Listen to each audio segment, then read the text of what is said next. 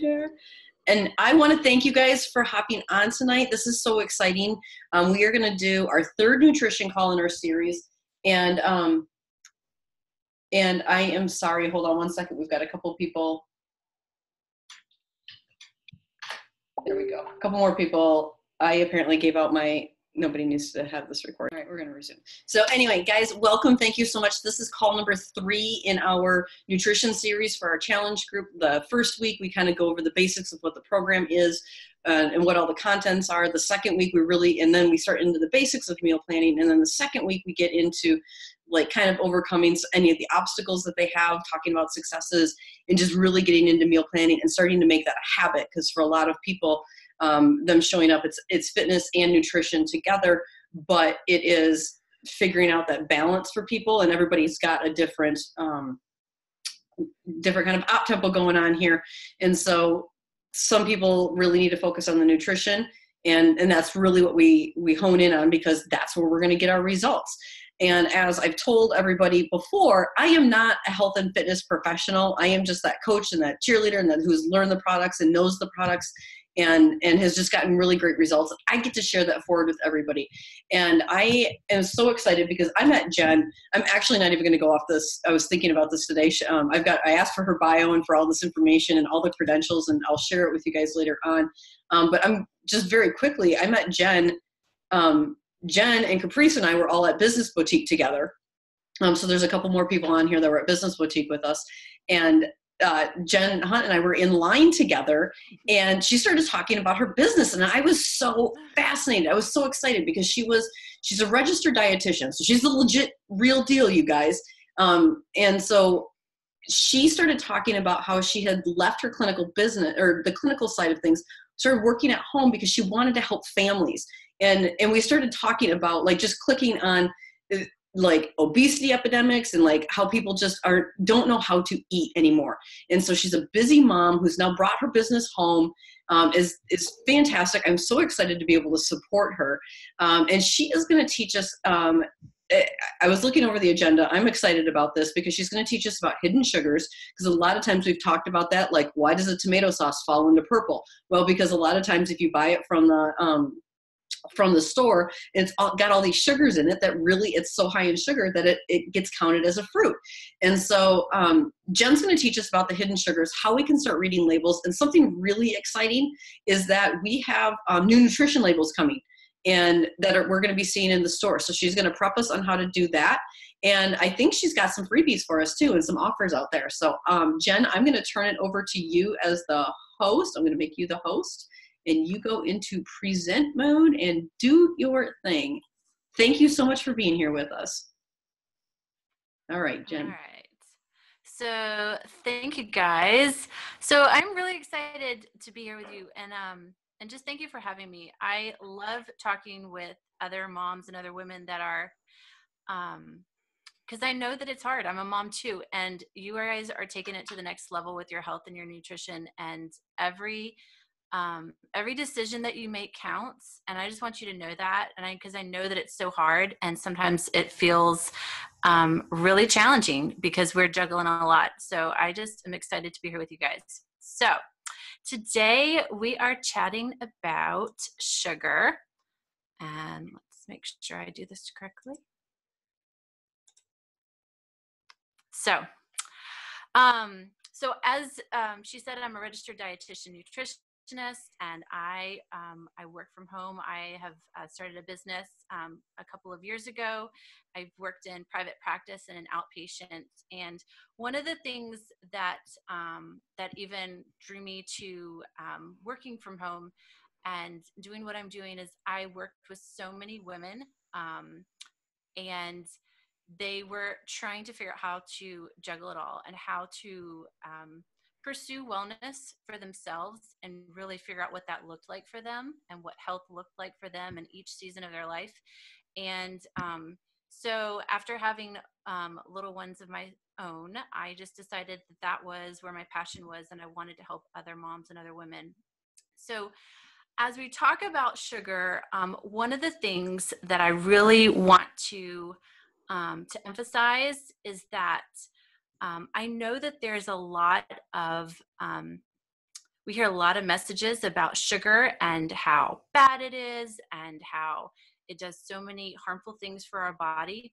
And we're certainly going to talk about some of that stuff. But everything that we're talking about today is about awareness and empowering you with information and with knowledge so that you can make decisions that feel right for you. So this is not a you have to do this and don't do that. This is about, let me share with you some information so that you can feel really confident and comfortable with the choices that you are making for you. So first, I want to start out by talking about what some of the recommendations actually are. So we know that sugar is not obviously a nutrient that our body needs. And so because of that, there's no dietary recommended or allowance or anything like that. But there are some guidelines that help us kind of guide us in how much added sugar is actually okay and where should we set some boundaries or some limits. So one institution that's come up with some guidelines is the American Heart Association. And so they recommend that women and kids and teens don't get any more than about 100 calories of sugar, which is about 6 teaspoons. And I think it's important to note that, like, when we say a teaspoon, we're talking about like a measuring spoon. If you were baking cookies or if you were baking something or measuring even garlic powder, that teaspoon that you would use, that's what we're talking about. Under age 2, it's recommended that they do not get any added sugars in their diet. And so while there might be a birthday cake or something like that, for the most part, it should not be something that they are eating on a daily or regular kind of basis. It's also recommended that that kids limit their sugar sweetened beverages. And obviously, I think we could probably all agree that that would be a pretty smart decision there too. The Centers for Disease Control also has a recommendation, and they say adults should get no less or less than 10% of their total calories. So now I know that we don't all follow exactly 2,000 calories a day, but if we were getting 2,000 calories, that would be about 12 and a half teaspoons of sugar, which is pretty much, as you just saw, double than what the American Heart Association recommend. So it's pretty liberal in comparison. And then one last institution that sets some guidelines is the World Health Organization, or WHO. And so they recommend that we get ideally less than 5%, which is much more in line with what the American Heart Association has said, which is about 6 teaspoons of sugar. So bottom line, I just gave you a bunch of numbers here, is ideally aim for less than about 25 grams of added sugar or about 6 teaspoons of sugar. Okay. So I know those are just numbers, and sometimes it's hard to, I'm going to do some things to help you make that practical, because otherwise they're just going to stay numbers and it's just going to be theoretical nutrition. So let's keep chatting. The next thing we want to talk about is what is an added sugar and what is a natural sugar. And so some of the things that I know that we might be hearing in culture and such, you might be hearing, well, honey or maple syrup, they're natural sugars, and so they're better for you and that type of thing. But what we're doing here is we're going to designate what is an actual added sugar, something that's actually added into your food. And a natural sugar is something that naturally occurs in that food. So an example of a natural sugar would be like fructose. And so fructose is one of the types of sugars that will actually just naturally occur when fruit is growing on the tree or on the plant, right?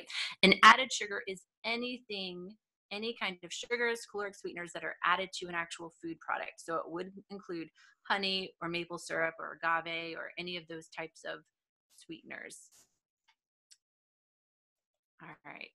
So what I wanted to show you guys is there is a new food label coming out. Now, I was sharing earlier with Chris that there's a little bit of a story behind this. So back in 2016, the FDA put out a statement saying that we were going to be getting a new food label. And one of the things on this particular food label is it was going to designate between added sugars and naturally occurring sugars. And this is really, really helpful, because if you guys have looked at a food label recently and looked at the sugars, it'll just give you one number. And that can be very deceptive. So if you go buy a bag of some frozen blueberries that has absolutely no added sugar in there, it might tell you that the sugars are 10 grams. And that might sound like a lot if you think, well, I've got 25 grams in a day, but there's no added sugars actually in those blueberries, right? So it's really helpful for us to actually be able to differentiate between what's added and what is not. And this new food label is going to help us. Now, the original compliance date was actually July 2018, so this past summer. However, manufacturers lobbied the FDA and said, well, we need more time.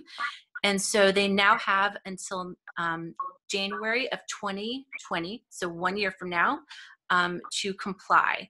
So the good news is that you are, in this upcoming year, going to be seeing a lot more of these manufacturers complying and going ahead and producing these food labels. And you might have already actually noticed some manufacturers have already gone ahead and put it out there. But certainly by next January, you're going to see that for the majority of all of the foods that you're buying.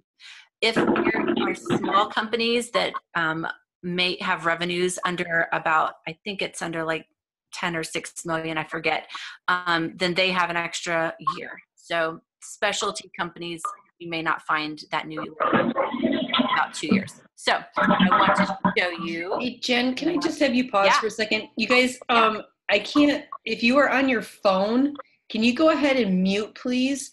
Because we're just getting some echo and feedback there. I can't mute you from here. Sorry about that. Nope, that's fine. Cool. So this is what the new label is going to look like. And it actually looks pretty similar probably to what you've seen.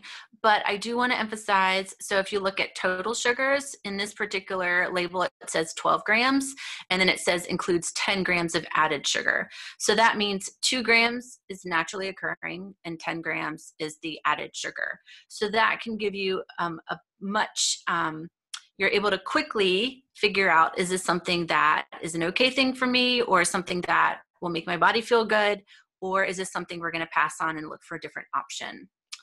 Any questions? No? All right, let's see here. There we go. So are you guys excited? Have you noticed any of these new food labels in any of the products that you've purchased so far? Any of you? No, not yet? Okay. I've seen it on a few things, but certainly not. There's a lot of companies that are going to have to get their everything in order this year. So well, I know I'm guilty of not, like, I didn't know to look for it. Like, I know I've got my certain things that I look for in a label. Right. But now that it's one of those, I think now that I know what I'm looking for, and I think that would go for all of us, is like, I'll definitely know to look for it now. You know, one of the ones that's very challenging to differentiate is if you look at yogurts. If you ever buy any yogurts, their lactose is contributing some natural sugar. So, and if you buy like one of those 5 to 6 ounce containers, about usually around 6 or so grams is actually lactose when it comes to that sugar. So if you're looking at if it says it has 15 grams, then you're going to assume that probably about 9 to 10 is actually added sugar and the rest is lactose. But that's, once again, kind of confusing. And so this is going to just help make it a lot easier for us to identify how much is added and how much is not. So let's talk a little bit more about what some of these numbers mean. So 1 teaspoon of sugar is about 4 grams of sugar. And so I thought it might be helpful to throw out a few different foods and kind of identify how much added sugar would be in each of those. So a lot of your typical kind of granola bars, kind of Nature Valley type of granola bars, generally have around 12-ish or so grams of sugar, which is about 3 teaspoons. A 12-ounce Coke, about 36 grams of sugar, or 9 teaspoons of sugar. A Snickers bar, 27 grams of sugar, or 6 3/4. And then a caramel macchiato has 8 1/4 teaspoons of sugar, which is over that recommendation of about 6 teaspoons. So have you guys ever looked up your favorite coffee beverage to see if what the sugars might be in that? It's really interesting, I have to admit. And then, so if you just go on to Starbucks or wherever you like to go for your coffee, you can usually find that nutrition and get an idea of how much is in there.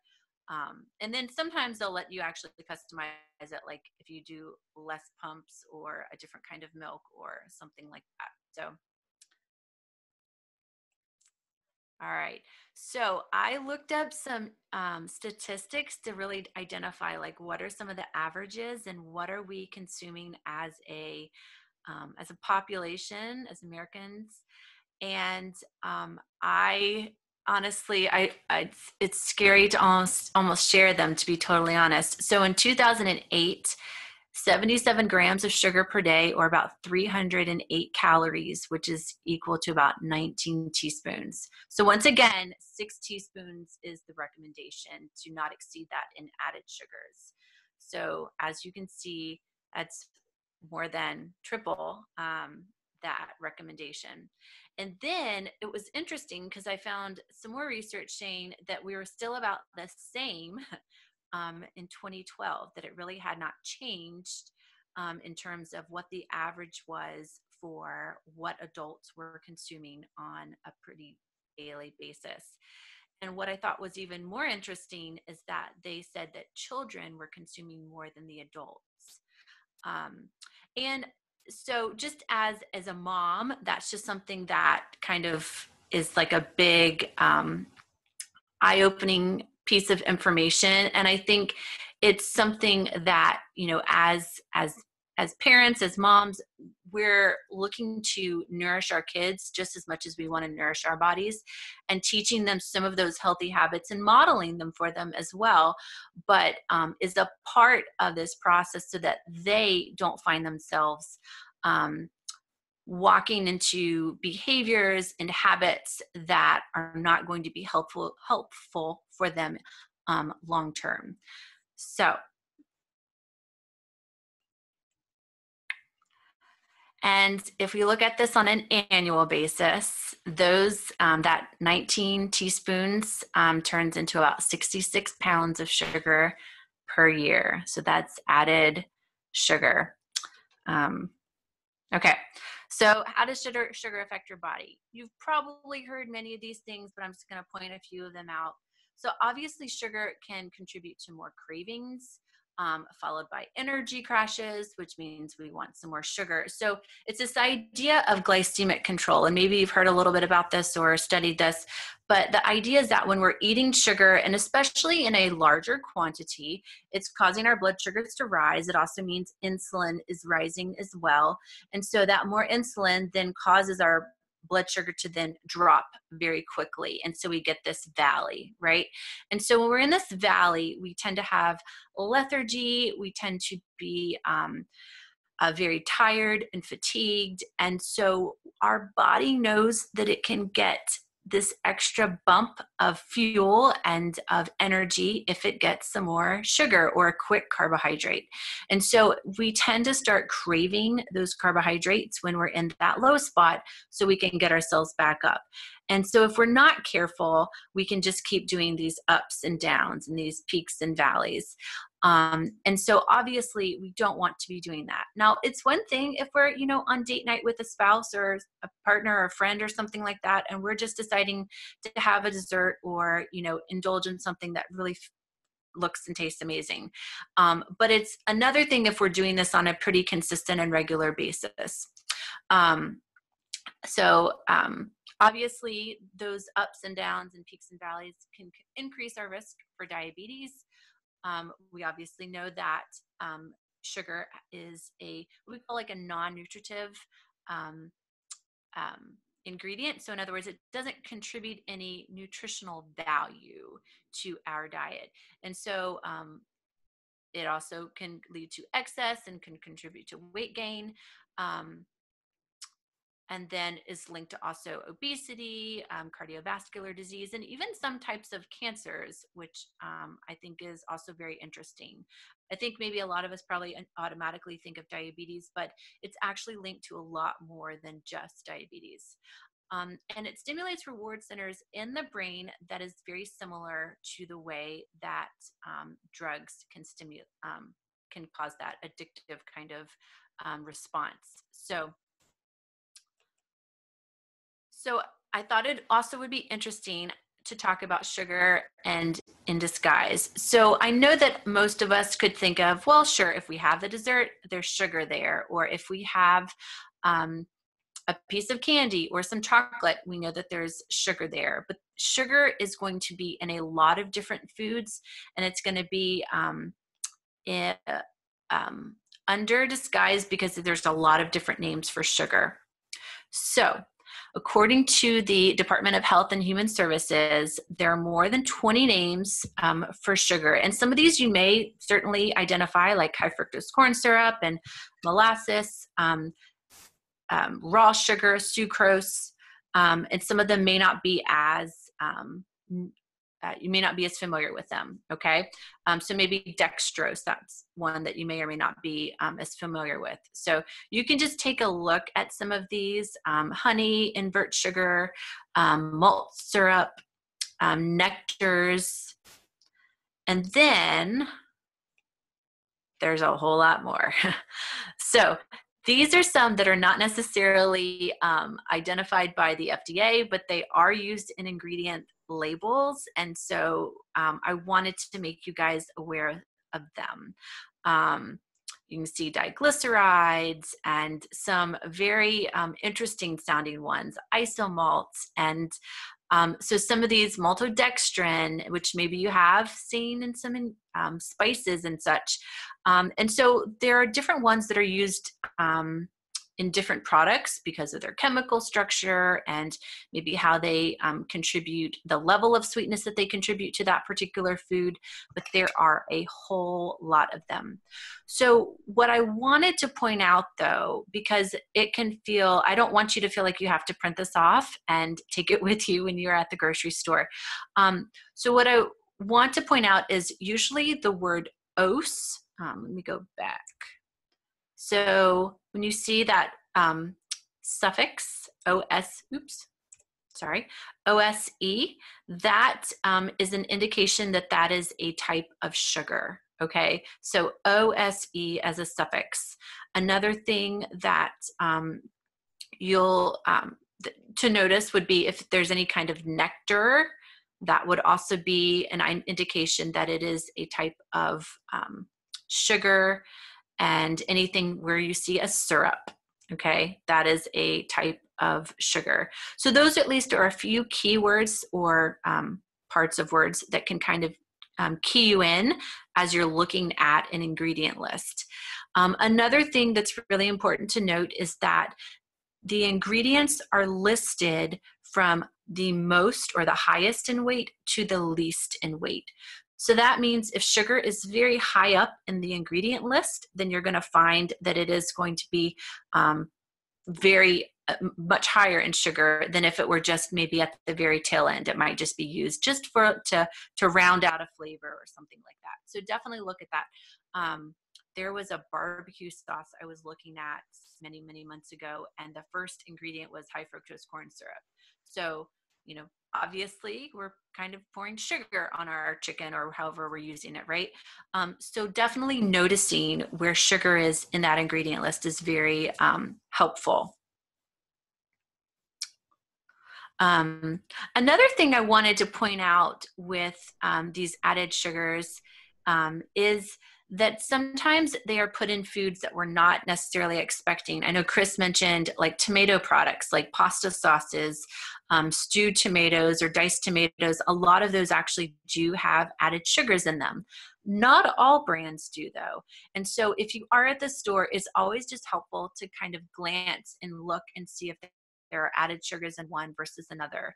Another thing I thought was really interesting is that my 1-year-old loves canned peas, and she doesn't like them as much when they are frozen, but she loves the canned ones. But I can look at a couple different, I was looking at 2 different brands, and one had added sugar and one didn't. So I was able to make a pretty quick decision about which one I was going to choose. So definitely looking at some of those is very just helpful. Some other things that you may want to look at in your pantry or your fridge, or next time you're at the grocery store, dried fruit. Some dried fruit doesn't have added sugar, but some of it certainly does. So for example, raisins don't tend to have added sugars in them, but cranberries typically do. And then some of the dried mango or dried bananas, and I've seen some dried apples and a variety of those that do. So certainly look, because not all of them will. Fruit purees, and this could be anything from applesauce to even the fruit pouches that you might get your kids. Some of them are going to have added sugars and some of them are not. Granola. This is another one that if you like this type of thing, like on yogurt, certainly compare brands because some will have more than others. Another thing to note though, when you're looking at granola, the serving size differs from brand to brand. So on one brand, it could be 2/3 a cup. On another brand, it could be half a cup. And another brand, it could be a quarter cup. So just be aware of that just because something looks lower, make sure you've glanced at that serving size to compare to make sure that it actually is. Condiments, I mentioned the barbecue sauce, everything from salad dressings and ketchup. Bread usually does have added sugar in it. Some types of breads that don't typically, but once again, every brand can be a little different. One brand though would be some of the sprouted grain breads. Don't tend to have some of the added sugars. I talked about the flavored yogurts earlier, peanut butter and nut butters. You can find brands like Trader Joe's or Smucker's, and even some store brands, the Kroger's store brand, they have a natural peanut butter. But I would encourage you, do not just look for natural. You do need to make sure you look at that ingredient list, and it should say like nuts and salt, like peanuts and salt or almonds and salt. And if maybe not even salt, but make sure that you glance at that because there are definitely some brands out there that are better options. Smoothie mixes, those can have some added sugars and juices in them, crackers, sports drinks, and then protein shakes and protein bars. So interestingly, I was doing a talk, this talk actually at a gym about a week or two ago, and one of the ladies afterwards was asking me a question about the added sugars, and she said, well, let me ask you a question. And she took me over to where this gym was selling some of their products, and she said, well, how this looks like this, it had like 19 grams of added sugar in there. So I just thought it was interesting, and I thought good observation. So definitely checking some of those bars. There are some brands, if you're familiar with RX Bar or Epic, they use dates and nuts and egg whites and mix them all together and turn them into bars. Now they still have natural sugars, but they don't have any added sugars. And one of the benefits of doing natural sugars is when it's coming from like a dried fruit or in its form, you're also getting other nutritional benefits. So for example, dates also have some fiber and they also have some minerals. So we aren't wanting to do necessarily an excessive amount of those dried fruits, but when they're mixed into something in a bar form and added with some protein, it can definitely be a better option than bars that have the added sugars. Does that make sense? Yes? Okay. All right. So this was another question that I was asked recently is, can you eat too much of the natural sugars? So we obviously have these recommendations for about 6 teaspoons or less of these added sugars. But we don't necessarily have a recommendation for don't go any more than this when it comes to natural sugars. So I wanted to kind of chat about this particular question. So as I mentioned, sugars that are natural. They're coming in a food package. So that means they're coming along with some vitamins and some minerals and antioxidants. And depending on the food, they might also be coming with a form of protein, fiber, or fat. Okay. So one of the things that we know is when we are eating these natural sugars with fiber or protein or fat, it actually slows the digestion and the release of glucose or sugar into your bloodstream. So that means that instead of getting these big highs and lows that fiber, fat, and protein, depending on the quantity, but they actually slow this down so that we've got a much more like a hill instead of the peaks and valleys. So a slower rise and a slower fall. So that is definitely beneficial.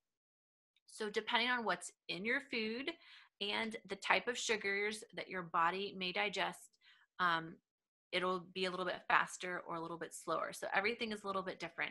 But what I always recommend is, regardless of what kinds of natural sugars you are eating, it's always beneficial to have a protein or a fat at that meal. And that will also help you have more satiety. If you just eat that food that has natural sugars, like you're just eating that apple or you're just eating those raisins, it doesn't tend to hold you very long because your body digests it fairly quickly and then you're hungry again. So when you're eating that food, like an apple with some almond butter, or some, if you were to do raisins with some walnuts, or to do a banana with some peanut butter, you're actually going to help give your body a much better, what we call glycemic control or blood sugar control. So can you get too much natural sugars? Yeah, you could. Like you could get, 100 grams of natural sugar at a meal if you just decided, I'm going to eat a big old fruit salad for lunch. And I've had people talk to me about that before. And they don't generally tend to feel very great afterwards because they got that big energy spike and then they had that low and then they felt like they were craving something again. So once again, making sure you're getting protein, fat, or fiber with that added sugar is beneficial. I'm sorry, natural sugar.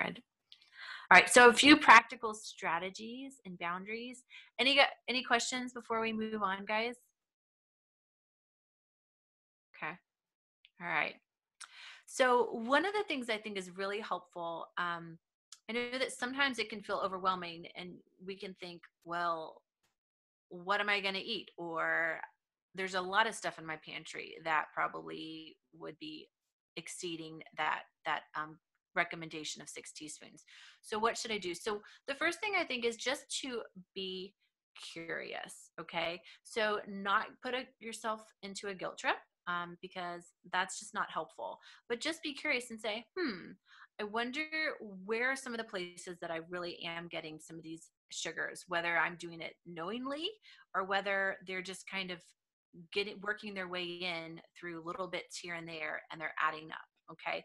So just take inventory of your personal intake and kind of get curious. How often am I having my favorite coffee drink? How much sugar or creamer am I putting in my coffee in the morning? What kinds of granola am I using? What kinds of yogurt am I buying? Have I tried plain? Just start kind of glancing around. For example, the barbecue sauce that I mentioned earlier, the one that I told you had high fructose corn syrup as the first ingredient, I think it has like 15 grams of sugar. Okay. So I think we could all agree that's a pretty decent amount. And that's for a 2 tablespoon portion. If you eat that like 4 times a year, it may not be the thing that you decide to change right now, because it's not something that's a very common thing. But if it's something where it's the favorite condiment of the family and you guys use it, several times a week, then that might be something where like, this one's certainly contributing a lot. And so maybe I can look for a different option. So look for some different swaps. So swap higher sugar foods with lower ones, obviously. So for example, barbecue sauce again, there's one that I like to buy that has like 5 grams of added sugar. And yeah, I could spend the time to actually make my own barbecue sauce, but I typically don't. So I'd rather buy a bottle.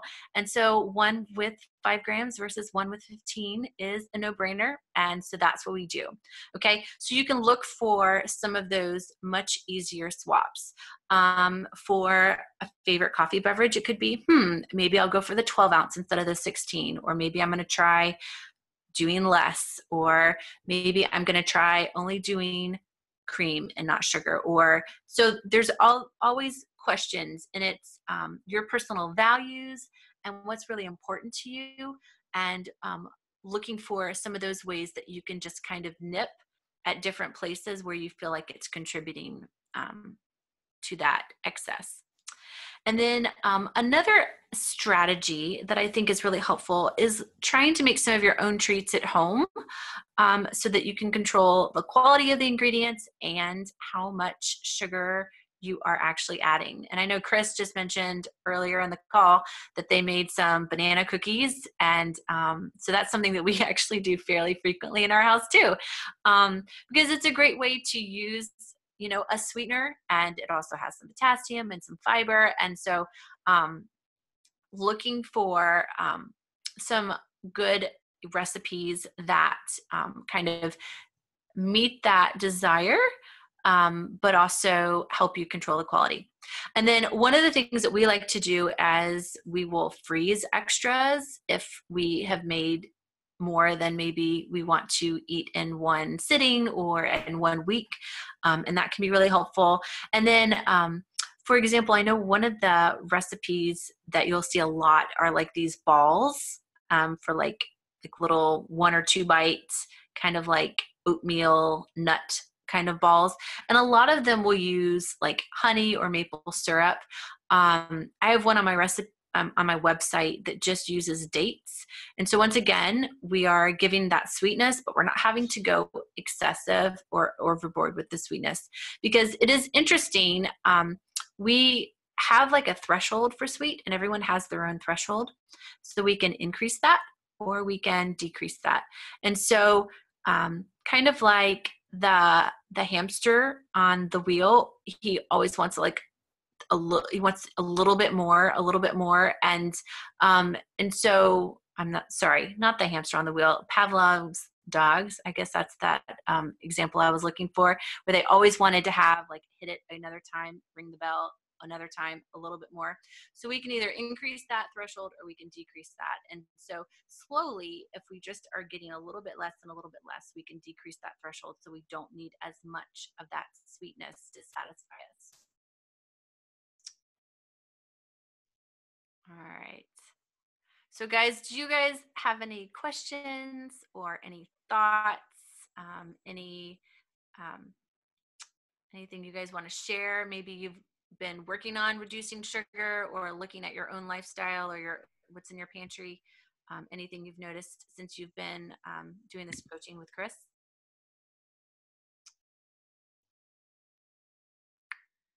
Well, I had a question just about using sweeteners. So for instance, dates versus coconut sugar versus white sugar. Is one better than the other? I mean, obviously we've talked about dates a little bit, but is coconut sugar just as processed as honey or white sugar? So really good question. Okay, so coconut sugar actually does have what we call a lower glycemic index. So the glycemic index for sugar, like table sugar, white table sugar, is 65. And for coconut sugar, I don't remember the exact, but I think it was between 50 and 55.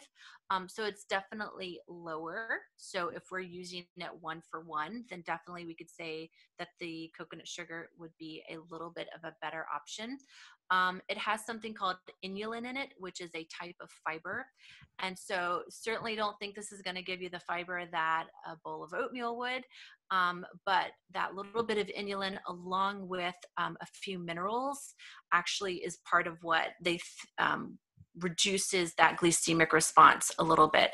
So I definitely would say that coconut sugar in comparison to white sugar has a slight benefit. We also know it has a little bit of a heftier price tag. So I think we all have to kind of weigh that, you know, how much are we using it? But in looking at those two, that would be a better option. Dates, yeah, I think once again, like they do have some fiber in them and then some minerals like some iron and zinc. And so once again, it's their glycemic, I don't remember exactly their glycemic index, but it is lower than sugar. So it's definitely, once again, a better type of blood sugar response. So I would say that there are certainly better options. But if someone is not interested in going and buying, you know, coconut sugar, overall, and looking at it from a big picture, gradually lowering their table sugar would be still helpful and beneficial. Yeah. Thank you. Mm-hmm. Any other questions, guys? What I've got a ton. I just don't want to step over anybody on this, but what would your recommendations be? A lot of times people are talking about cravings. And so you had touched on it in the very beginning when we're talking about sugar, it spikes. We feed that craving because it's really what we're doing when we give into like, oh my God, I need sugar. So when people are coming, when they're kind of detoxing from sugar, what are good substitutes or what's a good method to approach going through that process? Okay, really good question. Okay, so one thing that I would encourage is so thinking about foods that have a little bit of that natural sweetness in them already. So for instance, like sweet potatoes, I think can be really helpful. So, or even potatoes, like in other words, foods that do have carbohydrate because the amylase in your mouth actually begins to digest it pretty quickly. You get a little bit of that sweetness. So making sure that there's a little bit of carbohydrate at your meal can really be satisfying and kind of add to that. Another thing I have found to be incredibly helpful is actually including a fruit at your meal. And so one of the things that happens with a lot of us is that our taste buds, our tongue has different parts of our tongue have different receptors for sweet and sour and bitter and salty. Okay. And so when we're at a meal, we tend to want to satisfy kind of like all those parts of our tongue to feel like we've had a good and enjoyable meal. And one of the things that can happen is if we're not kind of satisfying that little sweet part, then an hour or two later, we're like, I want a little something. If you've ever had someone tell you, it's, after lunch, I just need a little something sweet. So what I encourage you to do is be intentional about actually including a fruit at your meal. So maybe you throw some berries on your salad, or you just include, half a banana or some clementines, or something that I'll do is I'll include like a couple of prunes. And that's something I started doing after when I was pregnant. Okay.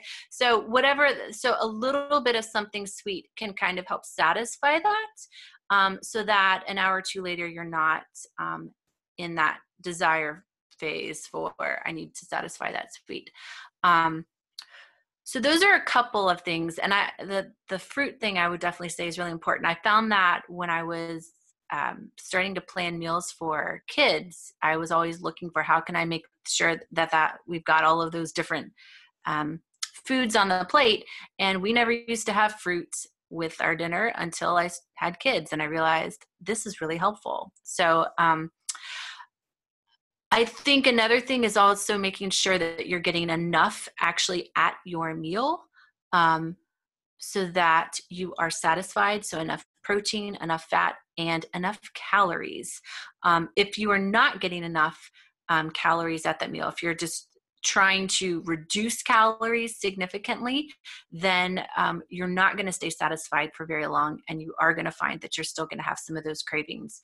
So sometimes in that mode of trying to be careful and watch where our calories are going, we can get too little, and that can actually send us into those craving modes. Awesome, really helpful. And we had another question on here is in the chat was, how much sugar is in a typical 6-ounce glass of wine? With the comment, I probably really don't want to know. I would have to say it. I have to actually look that up. But it would certainly depend on the type of wine that we are talking about. So if it's more of a dry wine, then the alcohol, still you have to remember that the alcohol is actually processed differently. And it's, we are not processing it in the same way that we are if we eat candy or even a piece of fruit. Your liver is processing the alcohol. If we're talking about a mixed drink, then that's a little bit different. If it were to have like juice or tonic water, or if it were to have any of the syrups that they typically add to a type of mixed drink. So I would say that if we are going to drink, a wine is probably a good option, so long as we're probably not talking about like one of those super sweet type of, port type of wines or something. We're thinking more of a dry wine.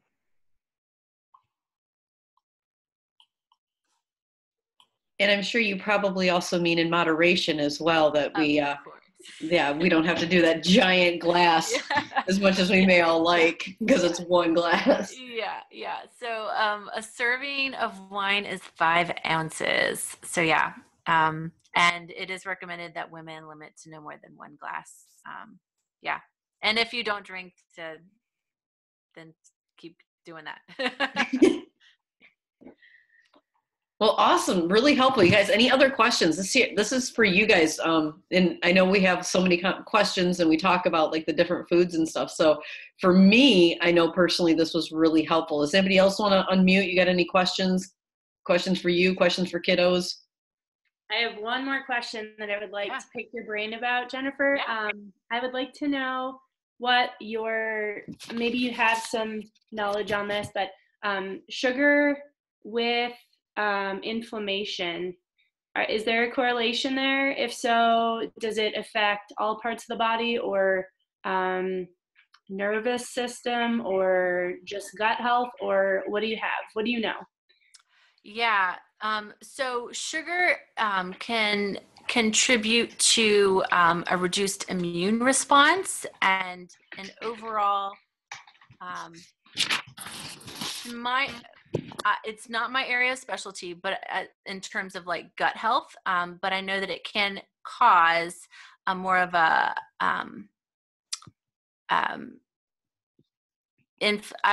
it would not be I want to say this, not be specific inflammation to a certain part of the body, but more of an overall type of inflammation and reduced immune response.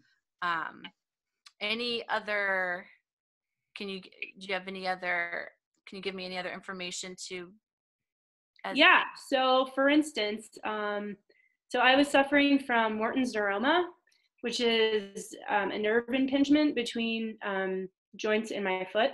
Mm-hmm. And I used myself as a test dummy. So I just eliminated all sugar, all alcohol. Yeah. And what they told me was that I would need to have surgery, and I don't have a problem with my foot anymore. Wow. Yeah. And so I'm just trying to find as much information as I can, having to do with inflammation and how that affects different parts of your body. I just have that as my, my go-to idea here. But I mean, if there's more, I would love to know if you can lead me in a direction, or where I could do some more research. Yeah, I can certainly, if you would like to email me, I'd be happy to maybe send you some more information. I can do a little bit of research for you.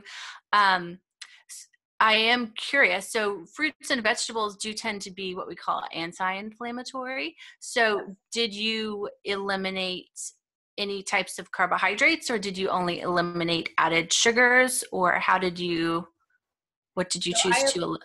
I eliminated all added sugars and alcohol. Gotcha.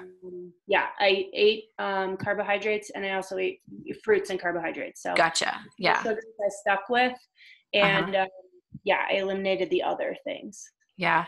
Well, that is awesome to hear that. And so was that just an intuition to do that, or did someone else recommend just go ahead and cut, or Yeah, I came across a book called Sugar Crush, and it was written by a doctor who definitely had his own opinions and had some really good ideas. So it's kind of like take this information and do what you want with it.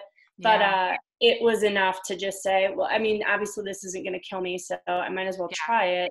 And so I did that for 45 days, and I just couldn't believe it. So wow. Yeah. And it was the quickest way to lose weight too. Not drinking sugar calories. So what was the hardest part for you? For that? Mm-hmm.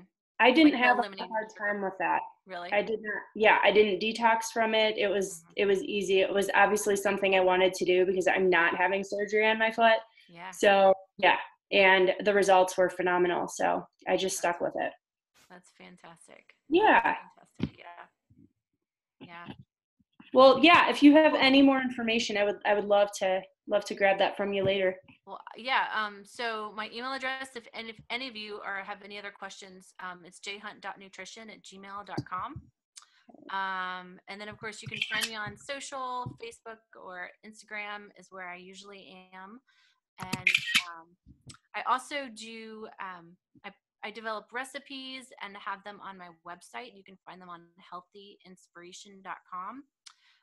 So if you are looking for any kinds of recipes, and actually, since we were talking about some sugar, reducing sugar, I have a handout for you that I think Chris can give you.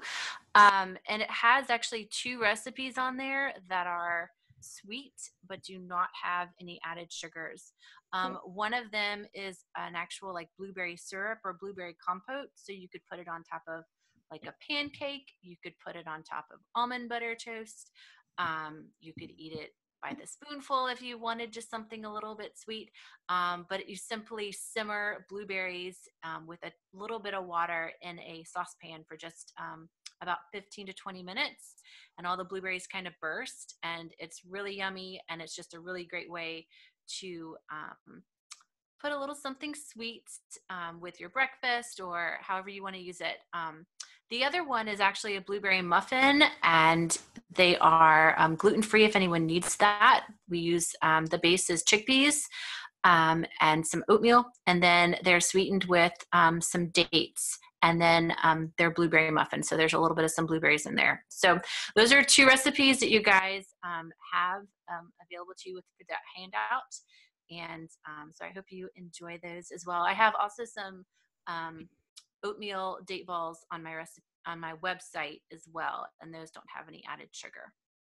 So, and Jen, I think you have one more. If you're doing it, you've got a 5-day meal planning challenge mailer that you do as well that people Yes. can sign up for. Yeah. So I'm really passionate about meal planning, and the reason is because I feel that that is the one thing that can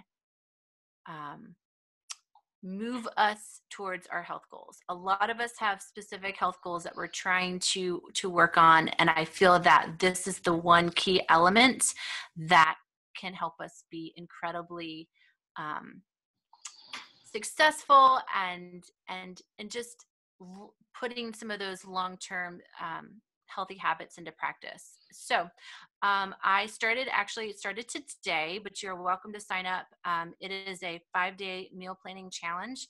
And so I'm going through some really key strategies that are helpful in making this a consistent part of what you do every week. And at the end, you will know how to put together a 5-minute meal plan every single week, and it will work for you and for your family.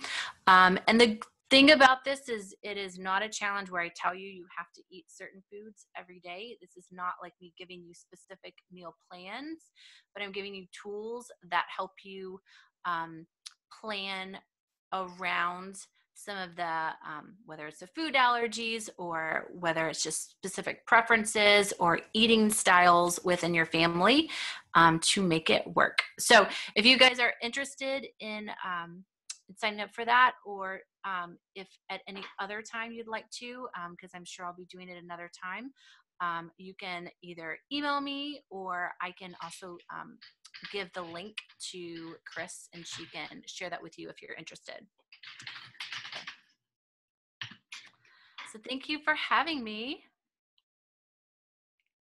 Myself, thank you so much for taking the time out of your busy schedule to come talk to us about that. I know I'm sending you an email right now to get signed up for that. So if you guys see Jennifer's name and everything on here and her email address, I'll share it again in our challenge group. and in our events as well. And so I've got the handout from her. We've got a 5-day, we can always use help meal planning, and just whatever we need to get our brains wrapped around it. We can always arm ourselves with more information. So I know I learned a lot tonight on hidden sugars. I find that incredible. There will be the recording that will be posted in our group, in our closed private group. But guys, this is one that I'm going to be going back to that sugar list quite frequently and I'm not going to overwhelm myself in trying to learn all of them. Just like Jennifer said, you don't need all of them, but I'm going to start like keying in on and getting myself smarter on like 1 or 2 of them at a time. And then start seeing, because when we do that and we see, all of a sudden when we're arming ourselves with that knowledge, we start seeing it more, and then we become more aware. And that's exactly what this journey is about on our nutrition, is to become more aware and to be smarter and making smarter choices for ourselves and those around us. So that was exciting. Thank you so much for your time tonight. I really appreciate it. There is one thing that we do. If you want to go ahead and stop sharing. Yep.